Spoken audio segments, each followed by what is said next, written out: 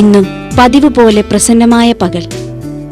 പകൽ എത്ര പ്രസന്നമായിട്ടും മനസ്സിൽ കാർമേഘ പടലം എവിടെ നിന്നോ അടിഞ്ഞുകൂടുന്നു. വല്ലാത്ത ഹൃദയഭാരം. എത്ര ആലോചിച്ചിട്ടും മനസ്സിലാകുന്നില്ല എന്റെ ജീവിതമെന്താ ഇങ്ങനെയായതെന്ന്. ഈ അവസ്ഥയ്ക്കൊരു മാറ്റം വേണം. അതുകൊണ്ട് തന്നെയാണ് ഞാൻ ഇങ്ങനെയൊരു തീരുമാനത്തിലെത്തിയത്. ആ തീരുമാനം ഒരു മുഹൂർത്തത്തിലെത്തുന്ന നിമിഷത്തെക്കുറിച്ചും പിന്നീടുള്ള സംഭവങ്ങളെക്കുറിച്ചും നാളെ രാവിലെ കുറിക്കാം. ഞാൻ കാത്തിരിക്കുന്നു, ആ മുഹൂർത്തത്തിന് വേണ്ടി കാത്തിരിക്കുന്നു.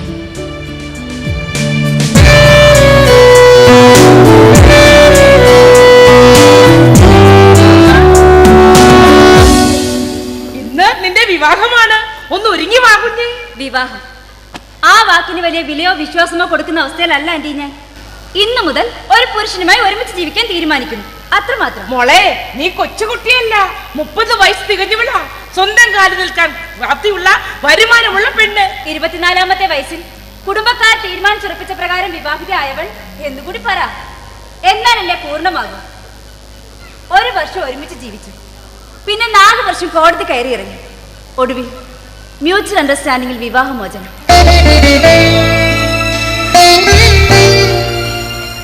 എന്റെ ജീവിതമല്ല തകർന്നത്, കുടുംബത്തിന്റെ മാനമാണ്.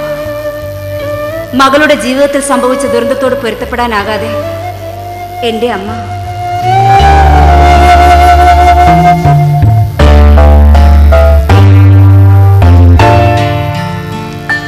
ബന്ധങ്ങളിൽ നിന്ന് ഓർമ്മകളിൽ നിന്നൊക്കെ ഓടിയകുന്ന ഇവിടെ ഈ മെട്രോപൊളിറ്റൻ സിറ്റിയിലെത്തിയത്. അതിനെന്താ, ഒരു മൾട്ടിനാഷണൽ കമ്പനിയിൽ ജോലിക്ക് കയറി അമ്മയുടെ കൂട്ടുകാരോടൊപ്പം താമസിക്കുന്നു. നിങ്ങൾ എനിക്ക് എന്റെ ആന്റിയമ്മയാണ്.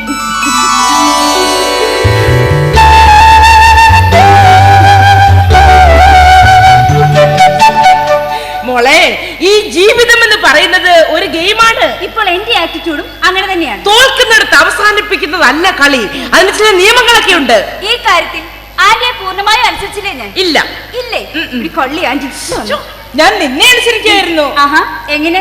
ഒരിക്കൽ വീട്ടുകാരെ അനുസരിച്ചതുകൊണ്ട് ജീവിതത്തിൽ തോറ്റ നിന്നെ നിന്റെ ജീവിതത്തിലെ ഒരു നിർണായക നിമിഷത്തിൽ നിന്റെ ചില നിർബന്ധങ്ങളെ മനസ്സോടെ അല്ലെങ്കിലും ഞാൻ അംഗീകരിക്കുകയായിരുന്നു. ഏയ് എന്ന് പറയരുത്. ഈ കല്യാണം ആന്റിയുടെ ആശയമല്ലേ? ശരി, എങ്കിലും നീ പറയുന്ന ഈ രജിസ്ട്രേഷൻ ഒന്നിച്ച് ജീവിക്കാനുള്ള ഒരു കരാർ മാത്രമാണ്. ഇവിടെ നീ സ്പെഷ്യൽ മാരേജ് ആക്ട് പ്രകാരമുള്ള വിവാഹത്തെ എതിർക്കുന്നത് എന്തിനാ? നിയമത്തിന്റെ കുരുക്കൊരു ബാധ്യതയാണെന്ന് 4 വർഷം കോടതി നിരങ്ങിയപ്പോൾ എനിക്ക് മനസ്സിലായത് ആന്റി. പൊരുത്തപ്പെടാൻ കഴിയാതെ വരുമ്പോ ഒരു ഗുഡ് ബൈ, അത് മതി. രേവതി, പുതിയ തലമുറയിൽ ഞാൻ ഏറ്റവും കൂടുതൽ ഇഷ്ടപ്പെടുന്നതും മോഡലാക്കാൻ ആഗ്രഹിക്കുന്നതും റീമ കല്ലിങ്കലിനെയാണ്. ഞാൻ മാത്രമല്ല, ഒരുമാതിരി ന്യൂ ജനറേഷൻ കുട്ടികൾ മുഴുവൻ മലയാളത്തിന്റെ മിടുക്കിയ റീമ. അവരിഷ്ടപ്പെട്ട പുരുഷനുമായി ഒരുമിച്ച് താമസിക്കുകയായിരുന്നു. ദേ ഇപ്പൊ വിവാഹിതയാവുകയും ചെയ്തു. ഒരുപക്ഷെ അവര് ദീർഘകാലമായി പരസ്പരം അറിയുന്നവരായിരിക്കും. നീയോ വിവാഹം ചെയ്യുന്ന പുരുഷനെ ഇതുവരെയും കണ്ടിട്ടില്ല. നിങ്ങൾ രണ്ടാളും പരസ്പരം ഒരു ഫോട്ടോ പോലും കണ്ടിട്ടില്ല. കുടുംബക്കാർ തേടിപ്പിടിച്ചു തന്ന പുരുഷനുമായി 6 മാസം ഞാൻ ചാറ്റ് ചെയ്തതാ. പരസ്പരം എത്രയോ തവണ കണ്ടതാ. ഒരുമിച്ച് ജീവിച്ച കാലത്തേക്കാൾ കൂടുതൽ സംസാരിക്കുകയും ചെയ്തു. എന്നിട്ട് എന്തായി? അതുകൊണ്ട് തന്നെ ഈ നേർക്ക് കണ്ണും അടച്ചും കിടക്കാൻ ഞാൻ തീരുമാനിച്ചു. ആന്റി, സർട്ടൻ പേപ്പർ സിനിമ കണ്ടില്ലേ? പരസ്പരം കാണാതെ ഈ പുതിയ കാലത്ത് രണ്ടുപേർ പ്രണയിക്കുന്നു. പക്ഷേ ഇവിടെ എനിക്ക് പ്രണയമില്ല, ഒരു ത്രിൽ. എന്നാലും മോളെ, ഇന്ന് നീ കാണുമ്പോ അവൻ വിരൂപനാണെങ്കിലോ? ആന്റിയമ്മയുടെ വീട്ടുപേര് പാഴൂർ പടിപ്പുര എന്നല്ലല്ലോ? അല്ല. വരട്ടെ, നമുക്ക് കാണാം. പ്രവചനം വേണ്ട.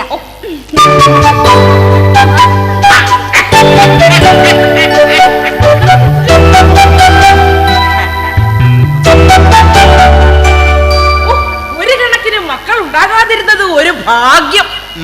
എന്റെ ബേബി, ഈ കൊച്ചുങ്ങൾ പറയുന്ന കേട്ടാലേ നമ്മൾ അന്തം വിട്ടു പോവും. ഭർത്താവിനെ കാണുമ്പോൾ അവന്റെ മുഖത്ത് നോക്കി ആംബുലൻസിന്റെ സൈറൻ പോലെ ബേബി ബേബി ബേബി എന്ന് വിളിക്കുക. പിന്നെ എങ്ങനെയാണ് ഈ കൊച്ചുങ്ങളുണ്ടാകുന്നത്? അക്കാര്യത്തിൽ നമ്മളൊരു തീരുമാനത്തിലെത്തിയതാ. ഞാൻ ഹാജരാക്കിയ മെഡിക്കൽ സർട്ടിഫിക്കറ്റിന്റെ അടിസ്ഥാനത്തിൽ നിങ്ങൾ പരാജയം സമ്മതിക്കുകയും ചെയ്തതല്ലേ? അത് പിന്നെ ഞാൻ ജാഫിനെ വെച്ച്. ജാഫിനയിൽ വെച്ച് നടുവിന് വെടിക്കൊണ്ട കഥ 1000 തവണ ഞാൻ കേട്ടതാ. നീ പറയണ്ട. പറയില്ല. കൂട്ടുകാരിയുടെ മോളെ അമ്മയുടെ സ്ഥാനത്ത് നിന്ന് അന്തസ്സായി കെട്ടിച്ചു വിടണമെന്ന് പറഞ്ഞിട്ട് ആലിസേ, നീ ഈ കാണിക്കുന്നത് മണ്ടത്തരമാണ്. കാലം മാറിയെന്ന് പിള്ളേരൊക്കെ വല്ലാതെ പുരോഗമിച്ചു. ഇതിന്റെ പേര് പുരോഗമനമെന്നല്ല, അഹങ്കാരമെന്ന. ജീവിതത്തിൽ ഇതുവരെ കണ്ടിട്ടില്ലാത്ത ഒരുത്തനെ എന്തിന് ഇടനിലക്കാരിയായ നീ പോലും കണ്ടിട്ടില്ല. അങ്ങനെ ഒരുത്തനെ വീട്ടിൽ വരുത്തി വിവാഹം ചെയ്യുന്നു. അയ്യോടാ, കിട്ടുന്ന പെണ്ണിനും ചെറുക്കനും അതാ താല്പര്യമെങ്കിൽ പിന്നെ നമുക്കെന്താ? നമുക്ക് ബന്ധുക്കളായ നിന്ന് കൊടുക്കാം. അവളെ ആദ്യം കല്യാണം കഴിച്ചപ്പോ നമുക്ക് പങ്കെടുക്കാൻ കഴിഞ്ഞതുമില്ലല്ലോ. എനിക്കും കഴിഞ്ഞില്ലല്ലോ, ഒന്നും കഴിഞ്ഞ. അവര് തമ്മിലുള്ള പൊരുത്തക്കേട് എന്തായിരുന്നു? ഇപ്പോഴത്തെ കൊച്ചുങ്ങൾ അങ്ങനെയാണെന്നേ. അവർക്ക് ഭർത്താവിനെ പറ്റിയും ജീവിതത്തെ പറ്റിയും ഒക്കെ വ്യത്യസ്തമായ കാഴ്ചപ്പാടുകളാ. കഷ്ടം. വർഷങ്ങളായി ഞാൻ നിങ്ങളെ സഹിക്കുന്നെന്ന് പറഞ്ഞ് സമ്മതിക്കരുത്. തോക്കിന് ലൈസൻസ് ഉള്ളവനാ ഞാൻ, വെടിവെച്ച് കൊന്നു കളയും. തോക്കിന് ലൈസൻസ് ഉണ്ടെന്ന് പറഞ്ഞിട്ട് ഒരു കാര്യമില്ല, അതെടുത്ത് പ്രയോഗിക്കാൻ അറിയണ്ടേ? ആലീസ്, ആ പെങ്കൊച്ചിനെ നിങ്ങളെ പറ്റി ഒരു അഭിപ്രായം ഉണ്ട്. എന്താ? കൊള്ളരുതാത്തവനാന്ന്. ആ, അത് അവിടെ കുഴപ്പമല്ല. ഇനി വരുന്ന ഗസ്റ്റുകൾക്കും അങ്ങനെ അഭിപ്രായം ഉണ്ടാക്കണ്ട.